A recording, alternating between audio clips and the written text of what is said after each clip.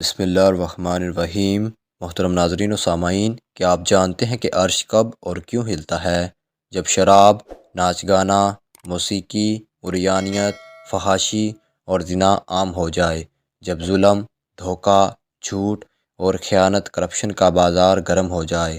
جب سود کو قانونی حیثیت اور سند جواز فراہم کر کے اللہ سے اعلان جنگ کیا جائے تو عرش ہلتا ہے۔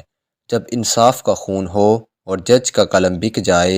جب مجرم فتح کا نشان بنائے، جیل سے رہا ہو اور بے گناہوں کو ماورائے عدالت قتل کیا جائے، جب دہشت گردی عام ہو اور سینکڑوں معصوم اسکول کے بچوں کو چند لمحات میں خون میں لت پت کر دیا جائے، جب بیوائیں آہو بکا کریں اور یتیموں کی فریادیں عرش الہی تک پہنچے تو عرش ہلتا ہے۔ جب بنت حوا کی عزت نلام ہوں اور اپنی بیٹی غیروں کے ہاتھ فروخت ہو، جب غیروں کی طویل قید میں مظلوم بیٹی کو خاموش تماشائی بن کے دیکھا جائے تو عرش ہلتا ہے۔ جب داڑھی اور پردے کے شرعی حکم کو تمسخر کا نشانہ بنایا جائے، جب دین الہی اپنے دیس میں ہی پردیسی بن جائے اور شراب، زنا،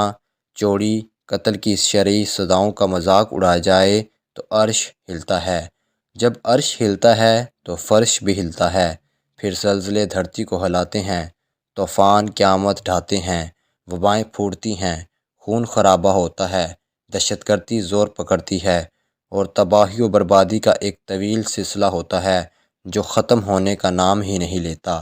اس ہولناک بربادی سے اگر کوئی ہمیں چیز بچا سکتی ہے تو وہ صرف اور صرف توبہ و استغفار